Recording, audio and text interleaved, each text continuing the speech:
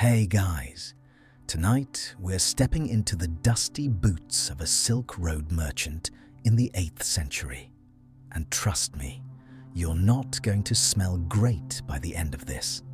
Imagine spending months crossing deserts where the sun could literally cook you alive, dealing with camels that hate your guts, and haggling with people whose language sounds like absolute gibberish to you. If you think your daily commute is rough, wait until you're rationing water in the middle of nowhere while bandits circle your caravan like vultures. You probably wouldn't last a week out here, but hey, that's what makes it interesting, right? So, before you get comfortable, take a moment to like the video and subscribe, but only if you genuinely enjoy what I do here. And down in the comments, I'd love to know where you're watching from and what time it is for you right now. Are you in London at 2 a.m? Tokyo at sunrise? Let me know. I'm always curious about who's listening to these strange bedtime stories with me. Now dim the lights, maybe turn on a fan for that soft background hum, and let's ease into tonight's journey together. You're standing in a dusty marketplace somewhere in Central Asia, let's say Samarkand, because historians love arguing about exactly which cities were the real hubs of Silk Road trade. But Samarkand keeps showing up in everyone's notes. The year is around 750 CE, give or take a decade. The air smells like a confusing mix of spices you can't identify, roasting meat that might be lamb or might be something else entirely, and the less pleasant aroma of unwashed humans and animal dung, baking in the heat. Welcome to your new life as a traveling merchant. You've saved up for years to afford this venture. Maybe you inherited some money, or maybe you convinced a wealthy patron to back you. Either way, you've got just enough capital to buy goods, hire a few helpers, and rent some camels. This is your shot at making it big. The Silk Road isn't actually one road, by the way. It's more like a tangled web of routes stretching from China to the Mediterranean, and you're about to become a tiny, insignificant thread in that web. Your plan is relatively simple in theory. Buy goods where they're cheap, haul them across impossible distances, and sell them where they're expensive. Silk from China, spices from India, glassware from the West. These luxuries can make you rich if you survive the journey. And that's a big if. You've heard the stories. Merchants who got lost in sandstorms and were never seen again. Entire caravans slaughtered by bandits. People who drank bad water and died screaming from dysentery within days. But you've also heard about the guy who came back with enough gold to buy 3 houses and marry well above his station. It's that second story that keeps you going. Right now, you're doing what every smart merchant does before departure, obsessing over your packing list. This isn't like forgetting your phone charger. If you forget something essential out here, you die. You need to bring enough food to last months, but not so much that your camels collapse under the weight. You need water containers, but they're heavy even when empty. You need weapons for protection, but you're not exactly a trained warrior, so you're mostly hoping the sight of a rusty sword will scare people off. The merchants around you are doing the same calculations, their faces creased with worry that matches your own. Some of them are veterans who've made this trip a dozen times. They move with a confidence you definitely don't feel. One old guy missing 2 fingers, you don't want to know how that happened, gives you a look that clearly says, fresh meat. You try to appear more experienced than you are, which probably isn't working. Here's a weird detail historians love to point out. Many Silk Road merchants never actually traveled the entire route. Instead, goods got passed from trader to trader, like a very expensive game of telephone. But you're ambitious, or stupid depending on who you ask, so you're planning to go the distance. Well, at least as far as the major Chinese trade cities. You'll figure out the return journey when you get there.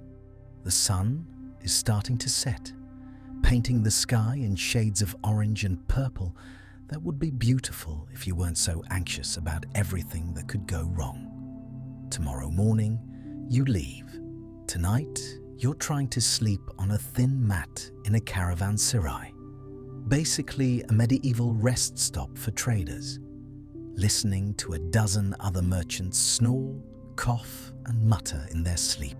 You close your eyes and try to imagine yourself returning home, wealthy and successful. But mostly, you're just hoping you'll return home at all. You wake up before dawn, because apparently, nobody on the Silk Road believes in sleeping in. The caravanserai is already bustling with activity. Men shouting at each other in languages you don't speak. Camels making those horrible gurgling sounds they're famous for, and the smell of something burning that might be breakfast or might be someone's luggage catching fire. Hard to tell in the chaos. Today's priority is finalizing what you're actually going to carry. This matters more than you might think, because the difference between the right cargo and the wrong cargo is literally the difference between wealth and bankruptcy, or death if you run out of money in the middle of nowhere and can't afford food. Silk is the obvious choice, right? It's literally in the name Silk Road. But here's the thing. Silk is expensive to buy in the first place, and if it gets wet or damaged during the journey, you're screwed. You've heard stories of merchants who invested everything in fine Chinese silk, only to have it ruined by an unexpected rainstorm or a camel that decided to sit down in a puddle. So you're being cautious. Instead, you're loading up on a mix of goods that historians call medium-value trade items. Basically stuff that won't make you super rich, but also won't completely ruin you if something goes wrong. You've bought bolts of cotton fabric because everyone needs fabric, and it's harder to ruin than silk. You've got bags of pepper and other spices, which are surprisingly valuable because medieval people were obsessed with making their food taste like something other than boiled sadness. Here's something weird. You're also carrying glass beads. To you, they look like cheap trinkets, nothing special. But you've been told that in some regions further east, these little colored beads are considered precious luxury items. Glassmaking technology wasn't evenly distributed across the ancient world, so something totally ordinary in one place could be exotic treasure somewhere else. It's all about knowing your markets, which you're desperately hoping you actually do. You've also packed some of what traders politely call practical goods. Basically, tools, knives, and metalwork that people actually need rather than just want. This is your safety net. If the luxury goods don't sell well, at least you can offload some cooking pots or farming implements. It's not glamorous, but it's sensible. Your camel, well, technically it's a rented camel, but you're going to be spending so much time with this animal that it might as well be yours, is standing there looking deeply unimpressed with your packing skills. Camels have this expression that always looks judgmental, like they're constantly disappointed in your life choices. This particular camel seems especially judgmental. Loading a camel is an art form you haven't quite mastered. The weight has to be distributed evenly, or the animal will get sores on its back, refuse to walk, or both.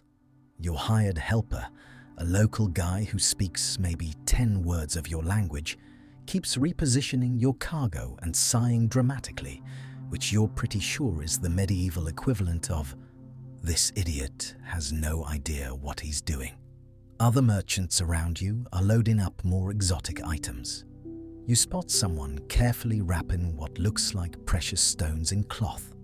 Another guy has crates that smell strongly of something medicinal, probably herbs or drugs used in traditional medicine. One merchant has a cage with some kind of bird in it, though you can't imagine why anyone would want to transport a live bird across a desert. Historians still debate about the full range of goods that traveled the Silk Road, but the consensus is, if it was valuable and portable, someone probably tried to sell it. Here's something nobody tells you about being a merchant. You're basically a walking bank. You're carrying not just goods, but also coins. Different coins from different regions, because every kingdom and city-state has its own currency. And good luck figuring out the exchange rates.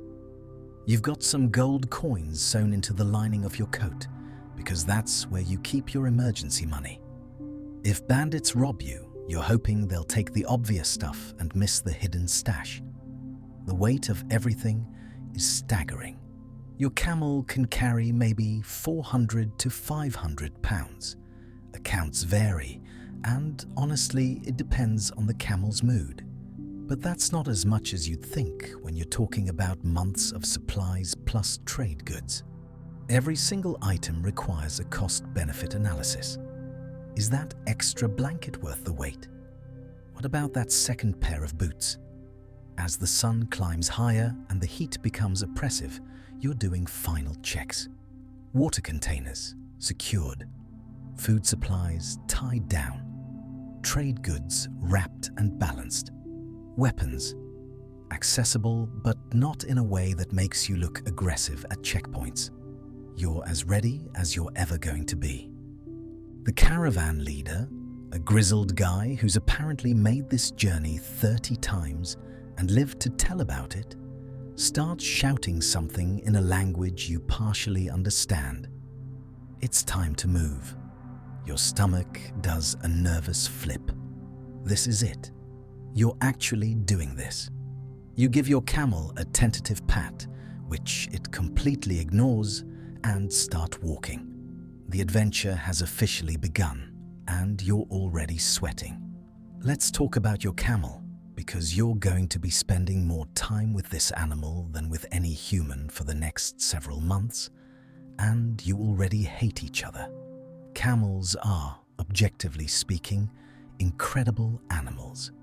They can go for days without water, carry enormous loads, survive in temperatures that would kill you in hours, and navigate terrain that would break a horse's legs. They're basically the SUVs of the ancient world, except SUVs don't spit at you or try to bite your face when you're just trying to adjust their saddle. Your camel, you've decided to call him something unprintable in your head, has pale brown fur that's already shedding everywhere, a hump that wobbles when he walks, and an attitude problem that would impress a teenager. When you first approached him this morning, he made a sound like a very angry, very large baby gargling gravel, and you genuinely thought he might eat you. Here's what nobody tells you about camels. They smell absolutely terrible. It's not just regular animal smell. It's a specific, pungent combination of body odor, bad breath, and something else you can't quite identify, but definitely don't want to. When your camel turns his head toward you, the breath that hits your face is like getting slapped with a hot, rotten towel. You've been around farm animals before, but this is a whole new level of olfactory assault. Historians and zoologists have documented that camels have incredibly complex social hierarchies and emotions, which sounds nice until you realize it means your camel is definitely holding grudges. Yesterday, when you were learning to load cargo onto his back, you accidentally pulled a strap too tight. He didn't forget. This morning, he deliberately stepped on your foot, not hard enough to break it, but hard enough to make a point. You're pretty sure it was intentional. The way camels walk is deeply unsettling if you're not used to it. They move both legs on one side of their body at the same time, creating this rolling, swaying motion that makes riding them feel like being on a very slow, very uncomfortable boat. Experienced riders make it look graceful. You look like you're about to fall off and vomit simultaneously, which is pretty much how you feel. But here's the thing. Despite all the complaints, you need this camel more than you've ever needed anything. Without him, you die. It's that simple. He can carry your goods, your water, your food, and occasionally you when your feet are too blistered to continue. He can smell water from miles away. There's still scientific debate about exactly how far, but trust the camel's nose over your own judgment every single time. He can survive sandstorms that would strip the flesh from your bones. Your caravan's guide gave you some advice about camel care this morning, most of which went over your head because he was speaking quickly, and your grasp of his language is tentative at best. But you caught the important bits. Don't overload them.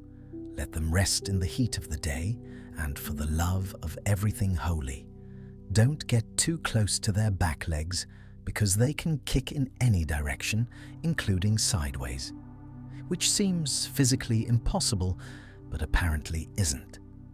Feeding your camel is a constant concern. Camels can eat thorny plants that would shred your mouth, dry scrub brush that looks completely inedible, and pretty much anything vaguely plant-like. This is good because you're heading into regions where vegetation is sparse. But it also means you need to give the camel time to forage, which slows down your progress. Everything is a trade-off. The other merchants in your caravan have their own relationships with their camels. Some of them seem almost affectionate. You've seen one guy literally singing to his camel in the evenings, which struck you as insane until you noticed the camel seemed calmer afterward. Maybe there's something to it. Others treat their camels purely as tools, with no sentimentality whatsoever, which seems emotionally easier, but also somehow sad. There's a younger merchant traveling a few camels behind you, who clearly has even less experience than you do. His camel has already tried to bite him twice today, and it's not even noon. You feel a little better about your own situation watching him struggle. At least your camel only holds moderate contempt for you rather than active murderous rage. One weird thing you've noticed: camels have these long, elegant eyelashes that would make anyone jealous. They need them to protect their eyes from sand, but the effect is that your smelly, grumpy, belligerent camel looks oddly beautiful when the light hits his face a certain way. It's confusing. You want to stay mad at him, but then he blinks those ridiculous eyelashes, and you remember he's just an animal doing his job. By midday, you've developed a blister on your heel from walking. Your shoulders ache from adjusting cargo, and you're pretty sure you've been sunburned despite your hat. Your camel, meanwhile, is plodding along looking completely unbothered by the heat, the load, or existence in general. You're starting to understand why experienced Silk Road merchants develop such complicated feelings about these animals. They're simultaneously your best friend and your worst enemy, your salvation and your torment, your ticket to wealth and your constant source of frustration. Your camel burps, a long, wet, horrible sound, and the smell nearly knocks you over. Yeah, this is going to be a long journey. The sun is finally setting, which means you've survived your first full day on the Silk Road. Congratulations. You're exhausted, sunburned, covered in dust, and you've barely made a dent in the journey ahead. The caravan leader has called for camp, and everyone is scattering to find spots to settle for the night. You're in the desert now, though calling it the desert makes it sound more uniform than it actually is. This particular stretch is rocky and uneven, with occasional scraggly bushes that your camel immediately tries to eat. The ground is still radiating heat from the day, but you can already feel the temperature starting to drop.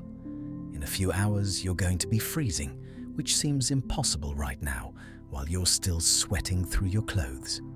Setting up camp is a group effort, sort of. The experienced merchants know exactly what to do. They're unpacking their camels with efficient movements, laying out sleeping mats, starting small fires. You're fumbling with your supplies, trying to remember where you packed what, and generally looking like someone who has no idea what they're doing. Because you don't. Your sleeping arrangement for tonight is basically a thin mat on the ground and a blanket that already smells like camel. Some of the wealthier merchants have small tents, but you couldn't afford one. The stars are starting to appear, and there are so many of them, it's actually disorienting. You've never seen the sky look like this. Back home, there are buildings and trees and general light pollution. Out here, it's just you and approximately 1 billion stars, and the uncomfortable realization of how small and insignificant you are. The temperature is dropping fast now. You pull your blanket tighter and move closer to the fire that someone has managed to coax into existence. Fires on the Silk Road are precious things. Fuel is scarce, so you don't waste wood on big dramatic flames. This is a modest fire, just enough to provide a little warmth and light, and everyone clusters around it like moths. Dinner is happening, though calling it dinner is generous. You're eating flatbread that's gone stale and hard, some dried meat that requires serious chewing, and dates that are probably the most luxurious thing in your food supply. Someone is brewing tea in a battered pot, and the smell is actually comforting. When the tea is ready, it gets passed around in small cups, and you take your turn. It's strong and bitter and slightly salty. Apparently, salt is added to tea in some regions, and historians still debate the exact origins of this practice. But it's hot, and that's what matters. The sounds of the desert at night are weird. There's wind, obviously, making everything rustle and whisper. Your camel and the other camels are making various digestive noises that you're trying not to think about too hard. Somewhere in the distance, something howls. Maybe a wolf, maybe a wild dog, maybe something else entirely. The sound makes everyone go quiet for a moment, hands moving unconsciously toward weapons. The caravan leader says something reassuring in his language, probably along the lines of, "That's far away, don't worry about it," and people relax slightly. But you notice the guards who've been hired to protect the caravan are staying alert, hands on their spears, watching the darkness beyond the firelight. Sleep is going to be interesting tonight. You're exhausted enough that you should pass out immediately, but you're also deeply uncomfortable, slightly afraid, and hyper-aware of every sound. The ground is hard beneath your mat. There are rocks poking into your back, no matter how you position yourself. The blanket isn't quite warm enough, now that the desert has turned cold. Your feet hurt, your shoulders hurt, parts of you hurt that you didn't even know could hurt. Around you, other merchants are settling in. Some are already snoring, which seems impossible, but there it is. Others are talking quietly, probably sharing stories or complaints. You catch fragments of conversations in languages you don't understand, the occasional laugh, someone coughing. One of the more experienced merchants, an older woman who's been eyeing you with what might be pity or amusement, leans over and says something. You don't catch all of it, but you understand enough. The first night is always the hardest. It gets easier, or you get used to it, which isn't quite the same thing, but close enough. You nod, trying to look braver than you feel. She smiles, showing missing teeth, and returns to her own spot. It's a small kindness, that acknowledgement, and it helps more than you'd expect. The fire is dying down now. Someone should probably add more fuel, but nobody wants to waste it, so everyone just lets it fade to embers. The darkness closes in, complete except for the starlight, which is beautiful, but doesn't actually help you say anything useful. You lie back on your mat, pull the blanket up to your chin, and stare at the cosmos above. Somewhere up there are constellations that navigators use to find their way. You don't know their names or patterns. You're just a small person on a mat in the desert, hoping tomorrow won't be worse than today, listening to camels fart and merchants snore, and the wind carrying sounds you can't identify. This is your life now. This is what you signed up for. You close your eyes, even though sleep feels impossible, and try to convince your body to rest. Tomorrow, you walk again, and the day after that, and the day after that. The desert doesn't care if you're ready or not. 3 days into your journey, and you've just spotted something that makes your heart leap with relief and anxiety in equal measure. An oasis. It's still a few hours away, shimmering in the distance like a mirage, which honestly might be what it is. You've heard stories about merchants who chased mirages until they died of thirst, but the caravan leader seems confident this one is real, so you keep walking. Oases are strange places. In your mind, you'd imagined them as these pristine paradises, clear pools of water, lush palm trees, maybe some fruit hanging conveniently at picking height. The reality, as you're discovering, is more complicated and significantly less romantic. This particular oasis is built around a natural spring that bubbles up from underground. There are indeed palm trees, which is nice, but there are also about 50 other people already here, which is less nice. Other caravans, local traders, nomadic families, everyone needs water, and this is one of the few reliable sources for miles in any direction. The water itself is brownish and has things floating in it that you're trying not to look at too closely. By the standards of your previous life, this water is absolutely undrinkable. By the standards of the Silk Road, this is liquid gold, and you're going to drink it gratefully and hope your stomach can handle whatever microorganisms are swimming around in there. Historians note that dysentery and waterborne illnesses killed more Silk Road travelers than bandits ever did. But you're trying not to think about that right now. Your camel makes a beeline for the water. Well, as much of a beeline as a camel can make, which is more of a determined amble. He shoves his face into the pool and starts drinking with loud slurping sounds that suggest he hasn't had a drink in years, even though you literally gave him water yesterday. Camels are dramatic like that. Around the oasis, there's a small settlement of semi-permanent structures, basically huts made from whatever materials people could scavenge. Some families live here year-round, making their living by providing services to passing caravans. There's a guy offering to repair worn-out sandals, another selling questionable meat on sticks, a woman with an array of medicinal herbs laid out on a blanket. Here's where the trap part comes in. Oases are natural bottlenecks. Everyone has to stop here, which makes them perfect locations for bandits, corrupt officials, or just opportunistic locals who figured out they can charge whatever they want. Because what are you going to do? Not drink water. Some oases have informal protection rackets. You pay a fee to certain people, and in exchange, they make sure nobody robs you while you're here. It's extortion, basically, but it's accepted practice. The caravan leader is already negotiating with a local headman about how much it's going to cost for your group to camp here tonight. You can't hear the details, but you can see the body language, the posturing, the casual mentions of how many armed men each side has, the eventual grudging agreement. Money changes hands, and you're allowed to stay.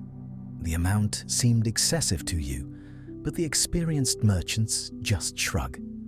This is the cost of doing business. You fill your water containers carefully, trying to let the water settle so the worst of the sediment stays at the bottom of the spring. Other merchants are doing the same, everyone jockeying for position at the cleanest spots. There's an etiquette to this that you're still learning.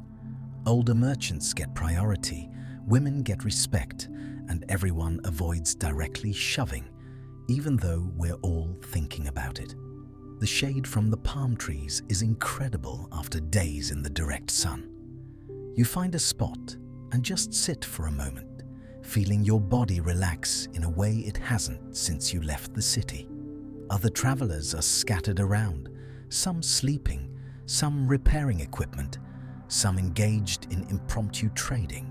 You overhear negotiations happening in 3 different languages simultaneously. Here's something interesting. Oases are information hubs. Travelers share news from wherever they've been, which routes are safe, where bandits have been spotted, which cities are paying good prices for which goods, rumors of wars or plagues or new trade restrictions. You listen carefully, trying to pick up useful intelligence while not looking too obviously like you're eavesdropping. One merchant is telling a story about a caravan that got ambushed 2 weeks ago, about 50 miles west of here. The details are gruesome enough that you stop listening halfway through. Another trader mentions that the checkpoint at the next major city has new officials who are apparently even more corrupt than the old ones, which seemed impossible. But here we are. There's also a more pleasant exchange of goods happening. The locals have dates and figs from their trees, which they're trading for things they can't produce themselves. Metal goods, fabric, news from distant cities. You trade some of your lower value cotton for fresh dates, which feel like an absolute luxury after days of dried food. As evening approaches, you notice the social dynamics getting more complex. Some merchants are clearly friends who've traveled together before. They're sharing meals, telling jokes, relaxing in ways that suggest trust. Others are more guarded, keeping their valuables close, sleeping in shifts so someone is always awake. You're in the second category, very much aware that you're carrying everything you own and surrounded by strangers. The palm trees rustle in the evening breeze, and somewhere nearby, someone is playing a stringed instrument you don't recognize. The sound is melancholy and beautiful, drifting across the oasis like smoke. For a moment, you let yourself feel grateful. You're alive, you have water, you're making progress. Tomorrow, you'll leave this place and return to the harsh reality of the desert. But tonight, you're in something resembling civilization. Your camel is lying down nearby, chewing cud and looking relatively content. Even he seems to appreciate the oasis, though he'd never admit it. You close your eyes and listen to the music, the conversations, the rustle of leaves, and try to memorize this feeling of temporary peace. It's been a week on the road, and you're learning that one of the most important questions in life isn't philosophical or spiritual. It's, what am I going to eat today? Spoiler alert, the answer is almost always disappointing. Your food situation is a careful calculation between nutrition, weight, and how long things can last without rotting in the desert heat. Fresh food is a fantasy you left behind in the city. Out here, everything is dried, salted, or preserved in ways that make it barely recognizable as food. The foundation of your diet is flatbread, which started out merely stale and has progressed to could potentially be used as a weapon, levels of hardness. You have to soak it in water or tea to make it chewable, and even then, it's got the texture of soggy cardboard. But it's calories, and calories are what keep you walking, so you eat it without complaint. Well, with minimal complaint. Your protein comes from dried meat that historians politely call jerky, but which you'd call leather strips that vaguely taste like they were once animal. The preservation process involves so much salt that eating it makes you immediately thirsty, which is a problem when water is rationed. You've learned to nibble small pieces throughout the day rather than eating a whole portion at once, because your body needs time to process that much sodium. Then there are the dates. Beautiful, sweet, slightly sticky dates that are probably the only thing keeping you from complete despair. Dates are miracle food on the Silk Road. They're packed with sugar and nutrients. They last forever without spoiling, and they actually taste good. The downside is that everyone knows this, so dates are relatively expensive, and you're trying to ration them to make your supply last. Every evening, you allow yourself 3 dates, and you eat them slowly, savoring every bite like they're precious gems, which, in a way, they are. Some of the wealthier merchants have nuts, almonds, walnuts, pistachios, which are even more calorie-dense than dates and probably cost more than you make in a month back home. You eye their supplies enviously, but know better than to ask for a share. Everyone protects their food jealously out here. Sharing happens occasionally, but it's based on complex social calculations you're still figuring out. There are also these weird compressed blocks of tea leaves mixed with animal fat and salt that serve as emergency rations. You break off a piece, dissolve it in hot water, and drink the resulting liquid that's part tea, part soup, part oil slick. It tastes absolutely terrible, but it's warm and provides energy and salt, which your body desperately needs. Historians debate the exact recipes for these tea blocks, with variations across different regions and time periods, but they all agree on one thing: nobody ate them for pleasure. Water is its own category of concern. You're drinking from whatever sources you can find: springs, wells, occasionally just puddles that accumulated after rare rain. You've learned to let water sit so sediment settles, and you've learned that sometimes you just have to drink cloudy water and pray your stomach can handle it.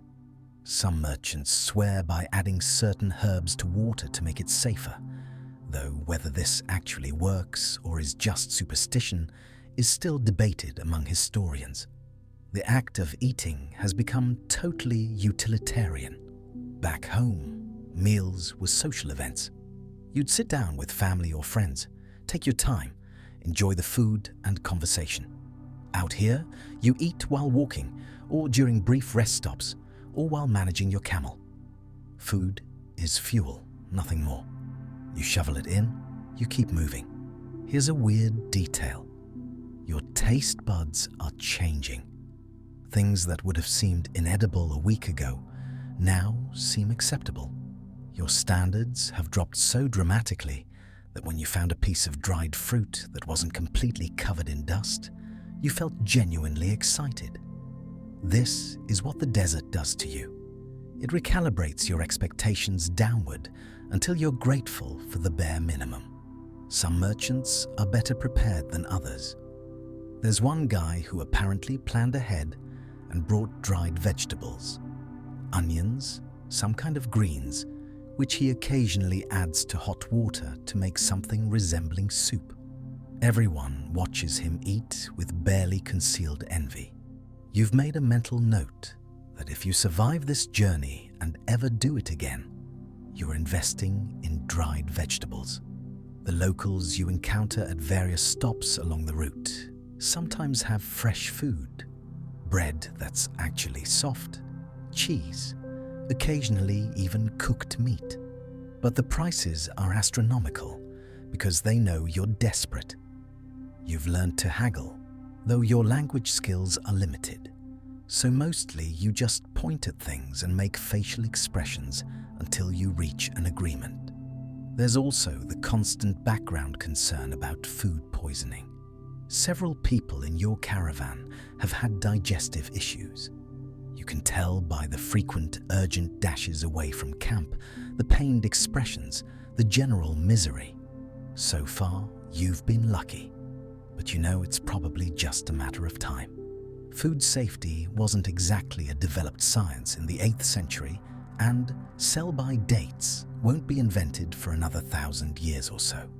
Tea remains your one consistent pleasure. Multiple times a day, someone in the caravan brews tea, and the ritual of it. The waiting for water to boil, the steeping, the careful pouring, provides a moment of civilization in the wilderness. The tea itself is strong and bitter, sometimes with salt, sometimes with milk, if anyone has any, but always hot and somehow comforting. You've lost weight? You can feel it in how your clothes fit, how your belt needs to be tightened. Everyone is losing weight out here. It's just part of the experience. The combination of physical exertion, limited food, and probably some low-level dehydration means you're burning through your body's reserves. Tonight's dinner is the usual.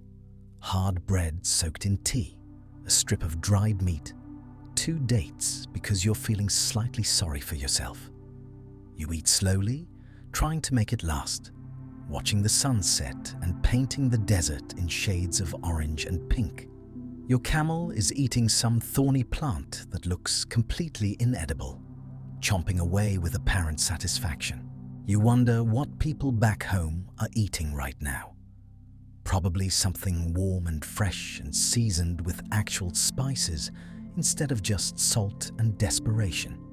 The thought makes you homesick for about 30 seconds before you shake it off. You chose this. The food situation is just part of the adventure, right? That's what you're telling yourself anyway, as you chew your leather meat and try not to think about how many more weeks of this lie ahead. Today, you're learning a humbling lesson. Being a merchant on the Silk Road requires you to do business with people whose languages sound like complete nonsense to you, and somehow you're all supposed to figure it out. The Silk Road isn't just a trade route.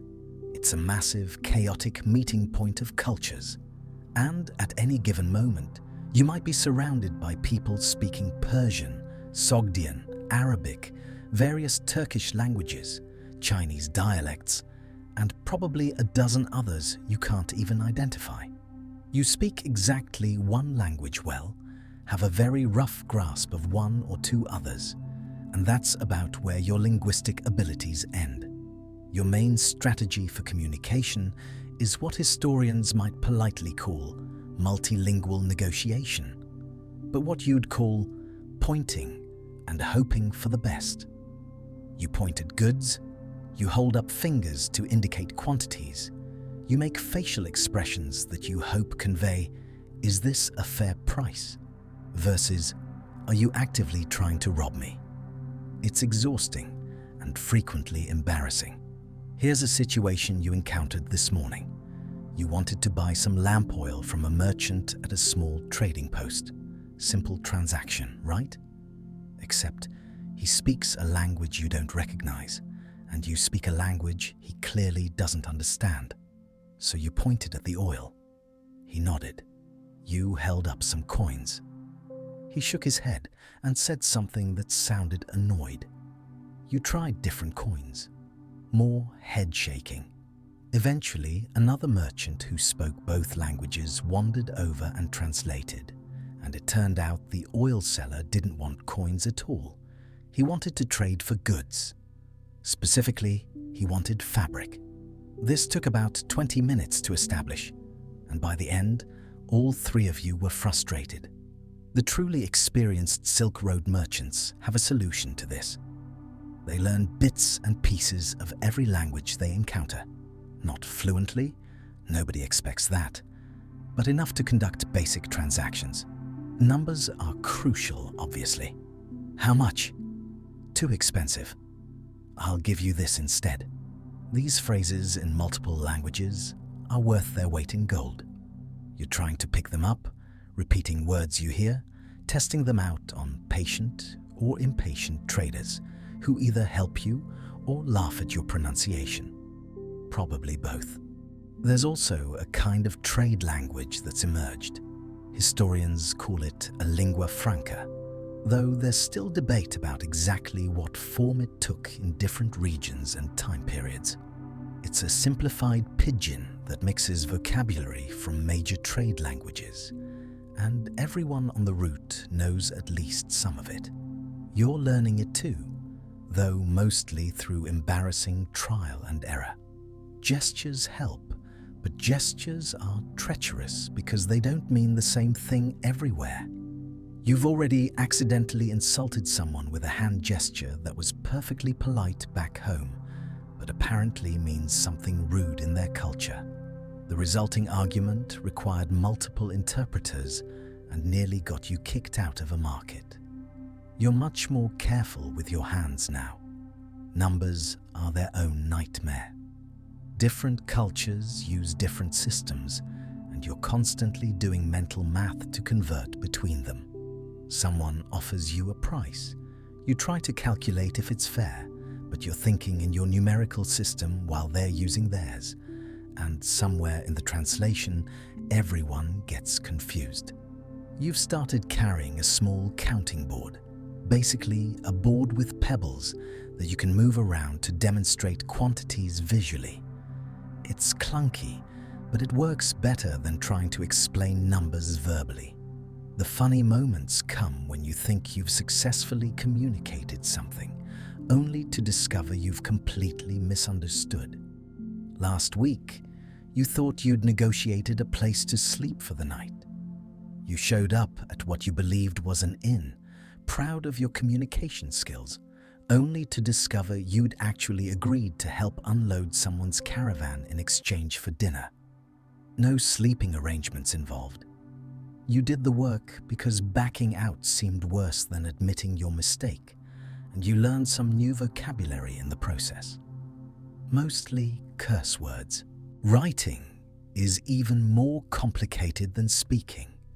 You're encountering multiple scripts: Arabic, various forms of Chinese characters, scripts you don't even recognize. Some merchants carry documents proving ownership of goods or letters of credit, and you have to trust that these pieces of paper with incomprehensible squiggles actually say what people claim they say. It's a system built on trust and reputation because verification is often impossible. Names are hilarious. You can't pronounce half the names you hear, and people definitely can't pronounce yours. You've been called approximately 17 different variations of your actual name, some of which don't even sound remotely similar. Eventually, you stop correcting people. One merchant has started calling you something that you're pretty sure translates to the confused one, which is insulting, but also accurate. There's a merchant woman in your caravan who speaks at least 5 languages fluently, and watching her work is like watching magic. She slides seamlessly between languages mid-conversation, negotiating complex deals, making jokes that make people laugh even though you have no idea what she said. She's making significantly more money than you are, and you're starting to understand why. Language skills aren't just convenient on the Silk Road, they're a competitive advantage. You've picked up a few key phrases in multiple languages now. How much? Too expensive. Safe travels. Water? Thank you. These simple phrases have made your life measurably easier, and you're hungry for more. Every interaction is a language lesson if you pay attention. The really weird part is when you meet someone who shares your language. It happened yesterday. You heard someone speaking your mother tongue at a trading post, and you practically sprinted over to them. You had a whole conversation, and it felt like coming home. You exchanged information about routes and prices and dangers, and it was the most valuable conversation you've had in weeks, not because the information was particularly unique, but because you actually understood every single word. Tonight, around the fire, You're practicing numbers with one of the other merchants, using a combination of words and hand signals. He's teaching you how to count to 20 in his language, and you're teaching him your words. Neither of you is particularly good at this, and you're both laughing at each other's pronunciation, but slowly, painfully, you're building a shared vocabulary. Language barriers turn everything into a negotiation, even simple things. But there's something weirdly beautiful about it too. The way humans figure out how to communicate, despite speaking different languages. The creative solutions people develop. The patience, sometimes, that people show when trying to understand each other. Your camel, meanwhile, doesn't care about any of this. Camels speak a universal language of stubbornness and indifference, and at least that's something you can understand. After 2 weeks of desert monotony, you've finally reached a real city, a massive trading hub that historians identify as likely being Samarkand or Bukhara, though the exact details are fuzzy, and frankly, you're too overwhelmed to care about historical precision right now. What matters is this. You're standing at the entrance to the largest bazaar you've ever seen, and it's absolute sensory chaos. The first thing that hits you is the smell. Not one smell. About 40 different smells competing for your attention simultaneously. There's the sweet, cloying scent of incense burning at a nearby stall, mixed with the savory smell of roasting meat, mixed with spices you can't identify, mixed with the less pleasant aromas of unwashed humans, animal dung, and something that might be rotting fruit. Your nose doesn't know whether to be delighted or disgusted, so it settles on confused. The visual assault is equally intense. Every stall is piled high with goods, bolts of silk in colors you didn't know existed, carpets with intricate patterns that probably took months to weave, pottery glazed in brilliant blues and greens, metalwork that glints in the sunlight. Merchants have arranged their displays to be as eye-catching as possible, and it's working. You don't know where to look first. The sound is a constant roar of human activity. People are shouting, some advertising their goods, some haggling over prices, some just having conversations at volumes that seem unnecessary. There's music coming from somewhere, a stringed instrument playing a melody that weaves through the chaos. Animals are making their own contributions, donkeys braying, chickens clucking from cages, and somewhere you can hear what might be an extremely angry goat. You wade into the bazaar, trying to look like you belong here, which you absolutely don't. Experienced traders move through the crowd with purpose, knowing exactly where they're going. You're just drifting, gawking like the obvious newcomer you are. Within seconds, merchants are calling out to you, trying to lure you to their stalls. You can't understand most of what they're saying, but the body language is universal. "Hey you, come look at my stuff. Best prices." The bazaar is organized into sections. There's an area for textiles, another for food, another for metalwork. But the boundaries are fluid and chaotic. You're trying to navigate to the textile section because you need to start selling some of your cotton, but you keep getting distracted. There's a stall selling what appears to be exotic birds, and you spend 5 minutes just staring at creatures you've never seen before, their feathers impossibly bright. A spice merchant stall stops you in your tracks. There are dozens of different spices arranged in neat piles and burlap sacks, each with its own distinct smell. The merchant, a woman with sharp eyes who's clearly sized you up as a potential customer, invites you to smell them.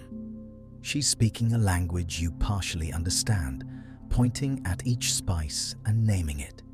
Cinnamon you recognize. Pepper you know.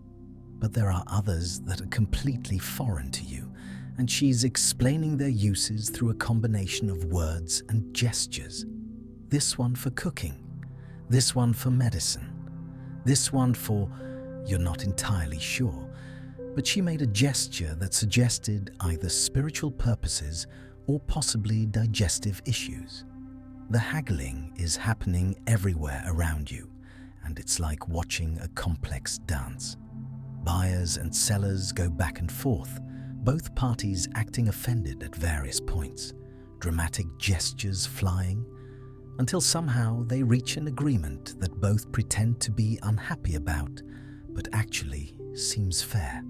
You're going to have to do this yourself soon, and you're already anxious about it. There's a tea house in one corner of the bazaar, and you can see merchants sitting on cushions inside, sipping tea and conducting business in a more relaxed setting. That's where the serious deals happen, apparently. The expensive transactions that require trust and time. You're not at that level yet. You're still in the shouting in the street market tier of commerce. Food stalls are scattered throughout, and the smells are making you genuinely hungry, despite the fact that you ate a few hours ago. Someone is grilling meat on skewers, the fat dripping and sizzling. Another stall has flatbread cooking on a curved griddle, and you watch the vendor expertly flip and rotate the bread. There are fruits you recognize: figs, dates, melons, and fruits you don't recognize at all. Strange shapes and colors that make you curious, but also slightly suspicious. A boy who can't be more than 10 years old approaches you, speaking rapid fire in a language you don't know. He's gesturing insistently, trying to get you to follow him. You're immediately suspicious. Is this a scam? Is he trying to lead you somewhere to rob you?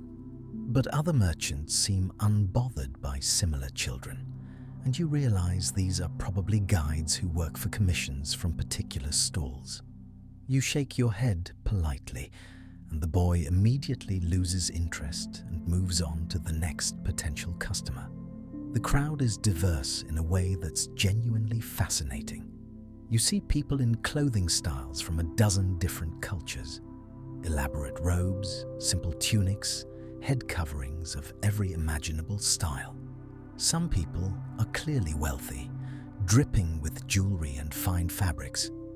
Others are obviously poor, wearing patched clothing and looking hungry. Historians emphasize that the Silk Road was this incredible melting pot of cultures, and you're seeing it firsthand. Everyone is here for the same reason: trade. You finally find the textile section and start trying to attract potential buyers for your cotton. Your approach is clumsy. You're holding up the fabric, making eye contact, trying to look approachable, but not desperate. A few merchants examine your goods, feel the quality, and walk away without making offers. It's discouraging, but you keep trying. Eventually, an older merchant with a magnificent beard approaches. He examines your cotton carefully, pulling at threads, holding it up to the light, testing its weight. He says something you don't understand, but his tone suggests he's not impressed. You try to explain that the quality is good, using your limited vocabulary and desperate hand gestures. He counters with a price that seems insultingly low. You shake your head. He shrugs and starts to walk away. This is the game, you realize. You call him back, make a counteroffer. He looks offended, argues back. You go back and forth, neither of you understanding the other perfectly, but somehow communicating through numbers and gestures and shared merchant instinct. Eventually, you reach an agreement. The price is lower than you hoped, but higher than his first offer. You make the sale, exchange goods for coins, and feel a surge of accomplishment. You just conducted actual business on the Silk Road. You're a real merchant now, not just someone pretending. The bazaar suddenly feels a little less overwhelming and a little more like opportunity. You've been on the road for nearly a month now, and today you're learning that one of the most important skills for a Silk Road merchant isn't business acumen or language ability. It's knowing when to be afraid and when to hand over money. The caravan spotted them about an hour ago. A group of riders on the horizon, moving parallel to your route. Not approaching directly, just watching. The experienced merchants in your group immediately went tense, hands moving to weapons, voices dropping to urgent whispers. You didn't need a translation to understand the implication. Bandits. Here's the thing about bandits on the Silk Road. They're not necessarily the romantic outlaws you might imagine from stories. Some are just desperately poor people who've turned to robbery because the alternative is starvation.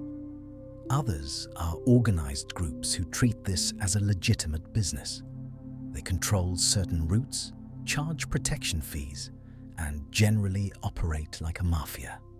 And then there are the truly dangerous ones, the groups that will kill you without hesitation if you don't cooperate fast enough. You have no idea which type you're dealing with right now. The caravan leader calls for a stop, which seems counterintuitive. Shouldn't you keep moving? But apparently, stopping signals that you're willing to negotiate, while running signals that you have something valuable enough to protect, which makes you a more tempting target. It's all psychology and game theory, playing out in the desert with your life as the stakes. The riders approach slowly, about a dozen of them on horses that look better fed than you feel. They're armed, you can see swords, bows, spears, but they're not immediately attacking, which is probably a good sign. The leader of the bandit group is doing the talking now, addressing your caravan leader in a language you partially understand. The conversation is surprisingly cordial, all things considered. Here's what's actually happening. This is a negotiation.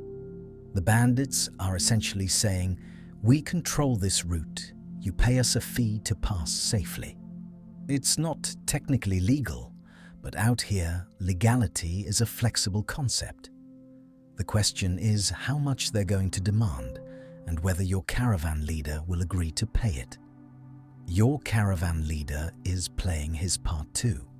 He's explaining that you're a poor caravan, mostly carrying low-value goods, barely making enough to survive.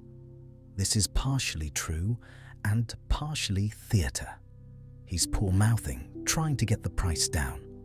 The bandit leader looks skeptical. He makes a gesture, and some of his men start moving through the caravan, examining the camels and cargo. This is the scary part. Your heart is pounding as one of the bandits approaches your camel and starts poking at your carefully packed goods. He's not opening anything yet, just assessing. You're trying to look calm and poor and non-threatening all at once, which probably just makes you look constipated. The bandit examining your stuff says something to his leader and shrugs. Apparently, your cargo doesn't look interesting enough to warrant special attention. You feel a flood of relief, followed immediately by a twinge of insult. Your goods aren't even worth stealing. You've spent weeks protecting this cargo, and these bandits don't even want it. The negotiation continues. Numbers are being thrown around, amounts that would make you wince, but which your caravan leader is treating as the opening moves in a familiar dance. There's some posturing, some veiled threats about what might happen if payment isn't made, some counter-posturing about how many weapons the caravan has. Historians note that these encounters usually ended peacefully because violence was bad for business on both sides. Dead merchants can't pay regular tolls, and bandits who killed everyone they met would eventually face organized military responses from cities that depended on trade. So there's a weird mutual interest in keeping things relatively civilized. Eventually, a price is agreed upon. It's not cheap. You watch as your caravan leader counts out coins and some goods, more than you think is fair, but apparently within acceptable range. The bandits take their payment and prepare to leave.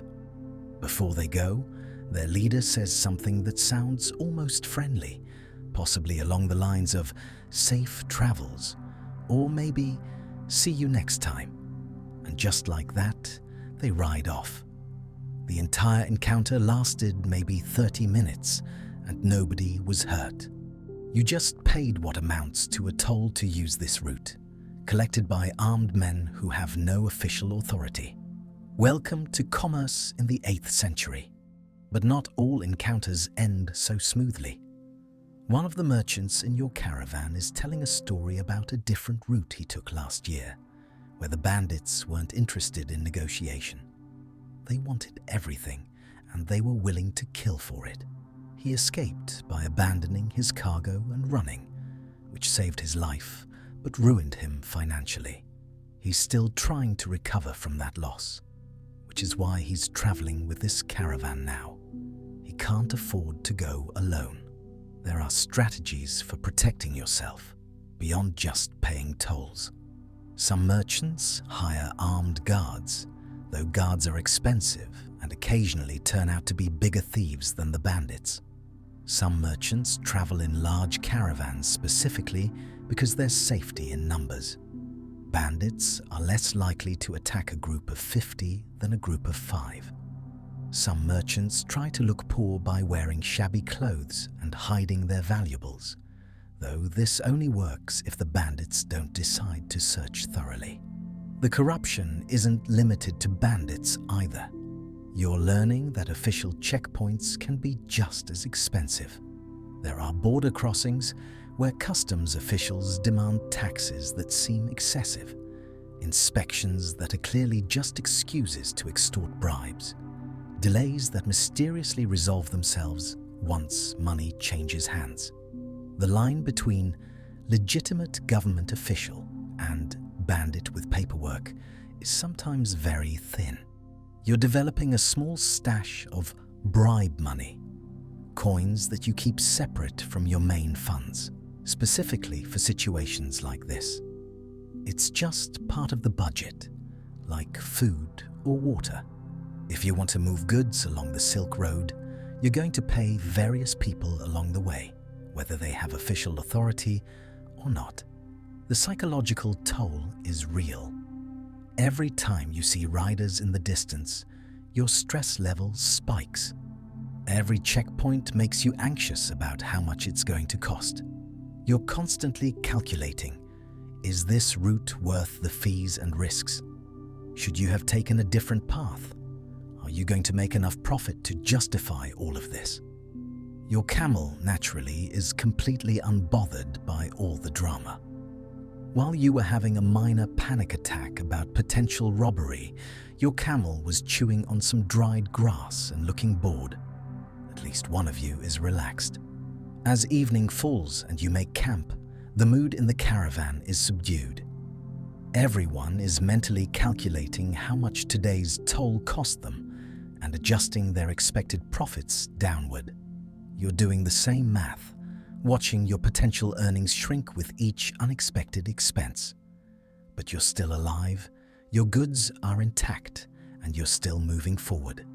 In Silk Road terms, today was actually a successful day. That's how low the bar has gotten.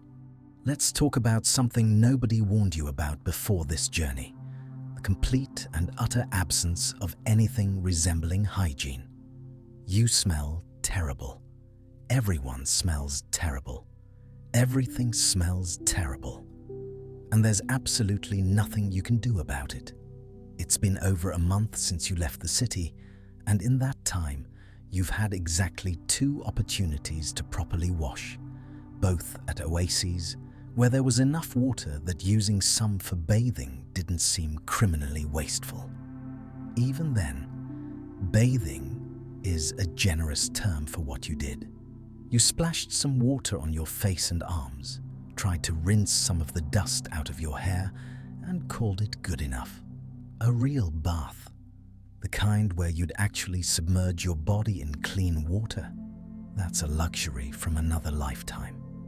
Your clothes are the same ones you've been wearing this entire time. You have a second set packed away for when you reach a major city and need to look presentable for serious business negotiations.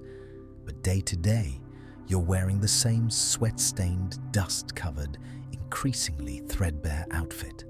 The fabric has taken on a life of its own at this point. It's stiff with dried sweat and dirt, and there are stains you can't even identify anymore. Your skin itches constantly. Dessert dust gets everywhere. And when we say everywhere, we mean everywhere, and combines with sweat to form a gritty layer that never quite goes away. You've got a persistent rash on your inner thighs from walking all day in rough fabric.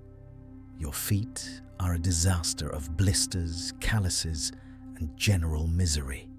You don't even want to think about what's happening in other personal areas. Your hair is matted and greasy, held back with a cloth that's probably just as dirty as your hair itself. You've seen your reflection in water a few times, and you look like a completely different person. Sunburned, dirty, with a scraggly beard that you're too tired to deal with. Back home, you'd be horrified. Out here, you fit right in because everyone looks equally rough. The merchants around you are in the same situation. That woman who speaks 5 languages and seemed so sophisticated, she smells like a barn. The caravan leader with decades of experience, his breath could knock over a camel. The young merchant who's even newer than you. He's developed a persistent cough that you're all pretending not to worry about. Because acknowledging illness means acknowledging how vulnerable everyone is. Dental hygiene is basically non-existent. You chew on twigs occasionally. Certain types of wood are supposed to help clean your teeth, according to local wisdom that may or may not be scientifically valid. Historians note that various cultures had different approaches to oral care, but out here on the road, you're doing the bare minimum. Your teeth feel fuzzy, your gums occasionally bleed, and your breath is probably contributing to the general atmosphere of unpleasantness. Washing clothes is theoretically possible, but rarely practical. When you're at an oasis with abundant water, you could wash your clothes, but then they'd need to dry, which takes time, and the caravan isn't stopping just so you can do laundry. Some merchants do a quick rinse when opportunity allows, but mostly everyone just accepts that clean clothes are a distant dream. The bathroom situation deserves its own paragraph, though honestly we could skip it and everyone would be happier. There are no facilities on the Silk Road, obviously. When nature calls, you walk away from camp with a small shovel.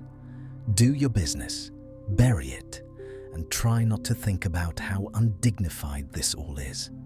Digestive issues from questionable food and water are common, which makes the whole situation even more miserable. You've developed a detailed knowledge of what constitutes good cover and appropriate distance from camp.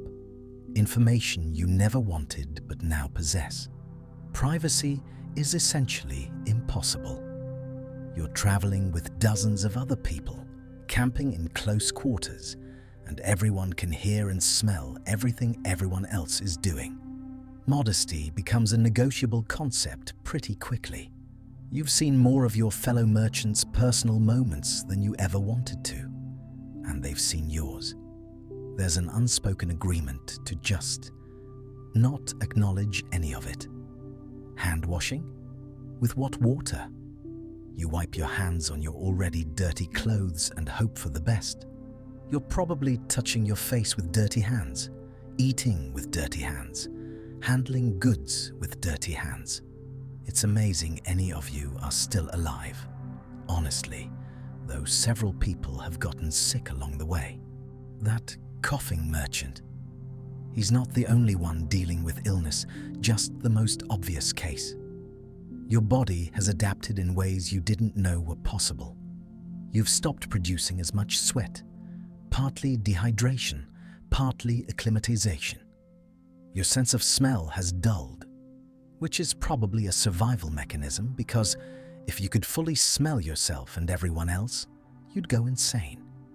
You've developed a thick layer of dust and oil on your skin that might actually be protecting you from the sun, like the world's grossest sunscreen.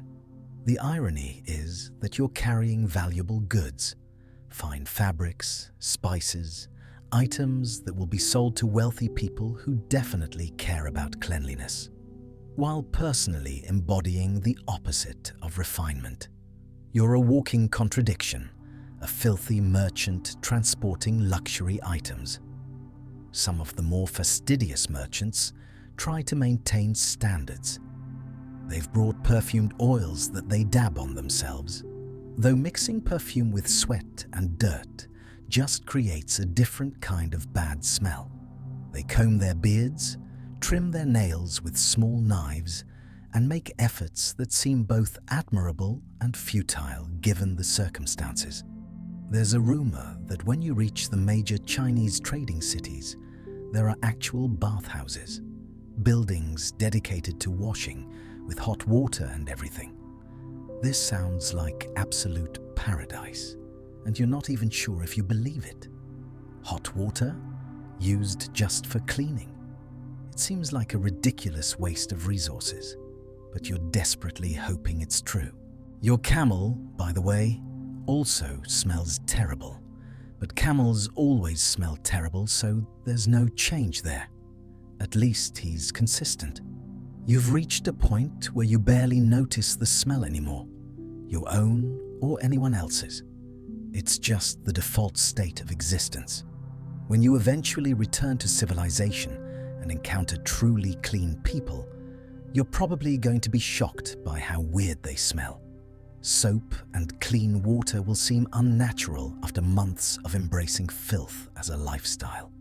Tonight, you're lying in your usual spot, wrapped in your blanket that's absorbed months of sweat and dust, and probably some things you don't want to think about. You're itchy, you're grimy, and you've given up on the concept of cleanliness as anything other than a fond memory. But you're still here, still moving forward, still pursuing those profits that will make all of this worth it. At least, that's what you keep telling yourself as you scratch another persistent itch and try to fall asleep. You've reached another checkpoint, and if you thought bandits were frustrating, welcome to the special hell of dealing with government bureaucracy in the 8th century. The checkpoint consists of a small fortification at a natural bottleneck, a place where the route narrows between rocky hills, so there's no way to go around without adding days to your journey. There are guards, official-looking banners, and a general air of, "You're going to pay us money and you're not going to enjoy it." Your caravan comes to a halt, joining a queue of other merchants who arrived before you. There are maybe a dozen other caravans waiting, which means this is going to take hours. You can already feel your patience draining away, and the process hasn't even started yet. The way checkpoints work, and historians have documented this across multiple Silk Road locations, is theoretically straightforward. Officials assess your goods, calculate appropriate taxes based on value and type. You pay the taxes. You get documentation proving you paid, and you move on. In practice, it's a nightmare of corruption, arbitrary decisions, and creative interpretation of whatever tax laws supposedly apply. An official finally approaches your group. He's wearing robes that suggest authority, carrying a ledger book, and has the expression of someone who's deeply bored by his job, but also holds all the power in this situation. He's accompanied by guards who look more interested in intimidation than actual security. The official starts examining your caravan's goods, going from camel to camel. He's making notes in his ledger occasionally asking questions through an interpreter. The questions seem designed to confuse rather than clarify. What's the origin of these goods? What's their intended destination? What's their value? How long have you been traveling? Are these goods for personal use or commercial sale? You answer as honestly as you dare, which means you're absolutely lying about the value of your goods. Everyone does this. The game is to understate value without being so obvious about it that the official gets offended and decides to make your life extra difficult. It's a delicate balance between dishonesty and plausibility. The official is clearly skeptical of everyone's stated values. He picks up a piece of your cotton fabric, examines it with exaggerated care, and makes a show of looking disappointed in your obvious attempt to deceive him. He states a much higher value than what you claimed. You look shocked and argue back, insisting the goods are lower quality than they appear. He remains unmoved. The negotiation has begun. This is where things get expensive. The official quotes a tax amount that's clearly excessive. Your caravan leader argues it's too high. The official shrugs. He has all day, and you're the ones who want to keep moving. There's an implied threat hanging in the air. Agree to the price, or we can delay you indefinitely while we conduct a more thorough inspection. Behind this official theater is a reality that everyone understands, but nobody says out loud. Most of this money isn't going to any government treasury. A portion will get reported officially, but a significant chunk is going directly into the pockets of these officials. It's corruption, plain and simple, but it's so normalized that calling it corruption almost seems quaint. This is just how the system works. Your caravan leader is now engaged in the real negotiation, not arguing about the official tax rate, but haggling over the unofficial bribe that will make this process go smoothly. He offers an amount. The official looks insulted. The caravan leader raises his offer slightly. The official considers, makes a counter-proposal. They're speaking in low voices now, and money is changing hands in a way that's visible enough to be acknowledged, but subtle enough to maintain the fiction of legitimacy. Eventually, they reach an agreement. The official suddenly becomes much more pleasant. His assessment of your goods' value drops mysteriously, and the calculated tax becomes much more reasonable. You pay what's been agreed, a combination of official tax and unofficial bribe, and receive paperwork that supposedly proves you're complying with all relevant regulations. The paperwork itself is fascinating in a frustrating way. It's covered in official seals and signatures, written in languages you may or may not be able to read, and of questionable authenticity. Some scholars debate whether these documents were standardized, or if each region had its own system. But from your perspective, you're just hoping this piece of paper will be accepted at the next checkpoint and won't require you to pay everything all over again. Here's a fun complication. Different regions have different authorities, different tax systems, different currencies, and different levels of corruption. The documents from one checkpoint might not be recognized at the next. You might have to pay taxes multiple times on the same goods as you cross different territorial boundaries. There's no unified system, no appeals process, no consumer protection office where you can file complaints. You pay what you're told to pay, or you don't pass. Some checkpoints are worse than others, and merchants share information about which ones to dread. There are officials who are relatively fair. They still take bribes, but reasonable ones. And there are officials who are notorious for being especially greedy or difficult. Your caravan deliberately chose this route, partly because the checkpoints were supposed to be not too bad, which apparently means they'll rob you, but politely. The inspection process also includes a security theatre element. Guards poke through your belongings, ostensibly looking for contraband or dangerous goods. What constitutes contraband varies by region and official mood. Sometimes it's weapons, sometimes it's certain books or religious items, sometimes it's goods that compete with local industries. The inconsistency is maddening. One merchant in your caravan made the mistake of arguing too forcefully with an official. The result? His entire cargo was subjected to an intensive inspection that took 6 hours, during which various discrepancies were discovered that resulted in additional fines. The message was clear: don't make trouble, or we'll make your life difficult.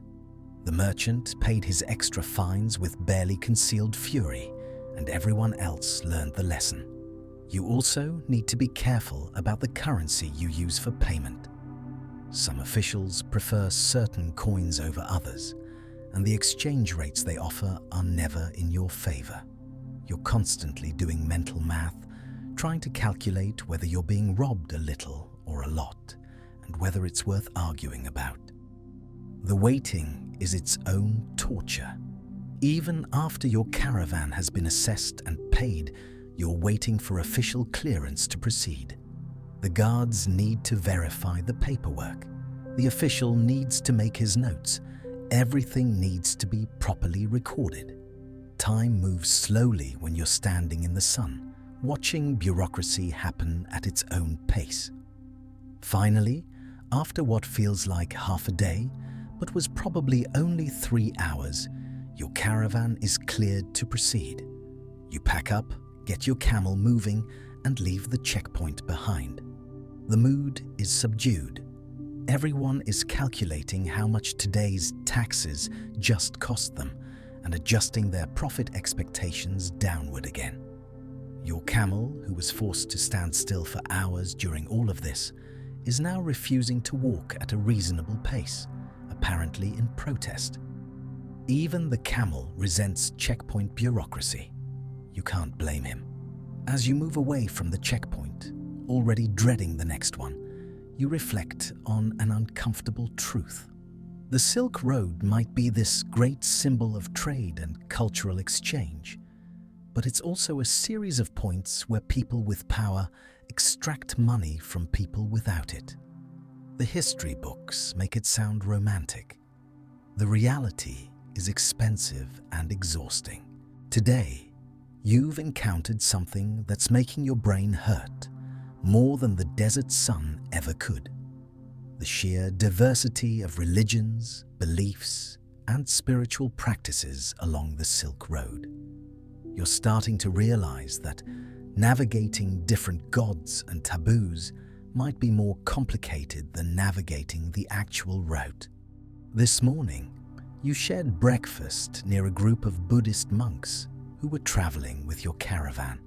They're on some kind of pilgrimage, carrying scrolls and religious texts wrapped carefully in cloth.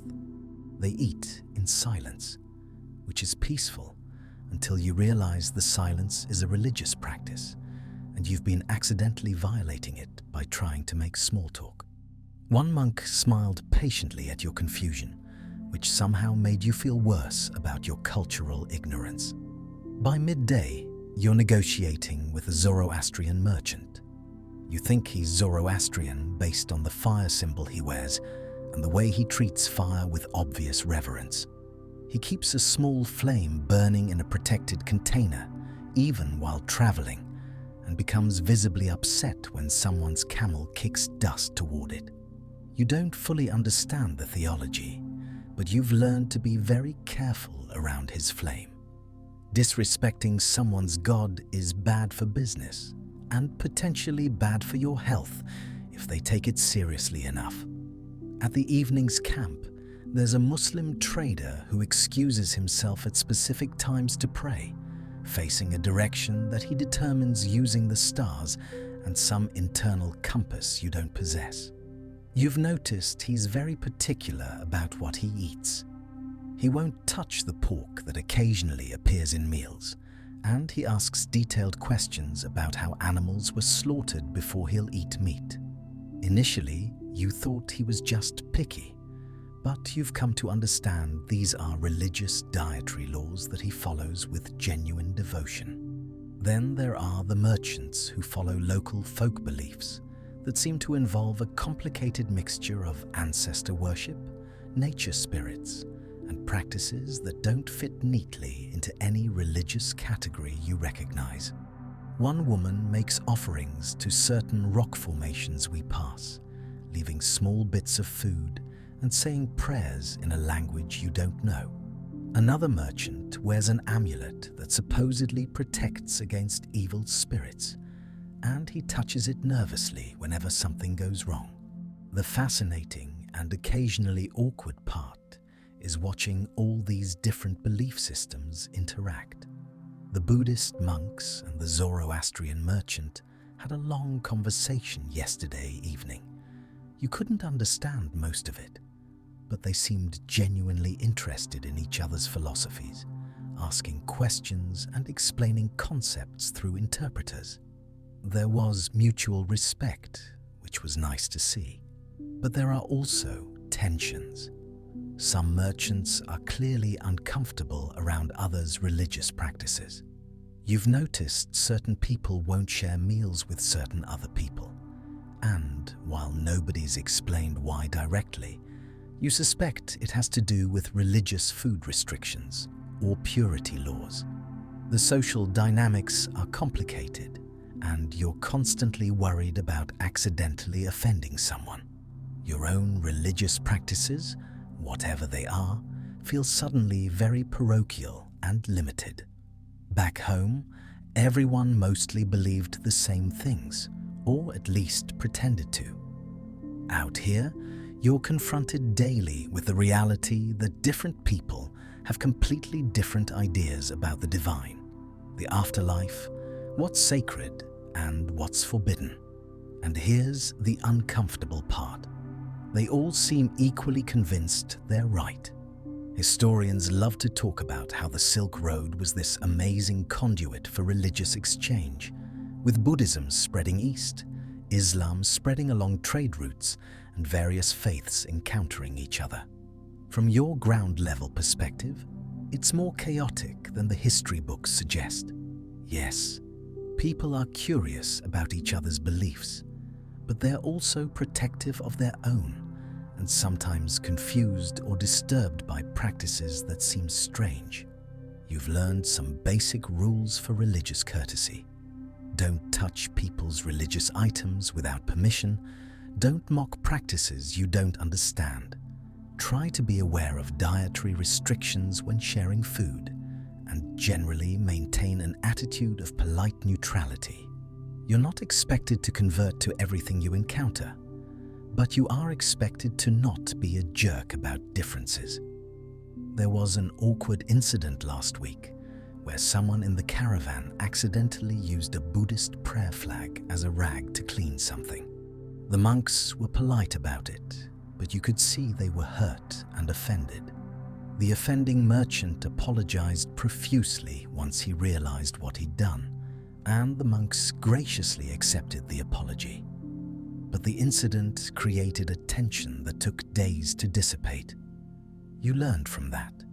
Sacred objects are sacred, even if you personally don't understand why. The Christian merchants you've encountered are relatively rare along this stretch of the route.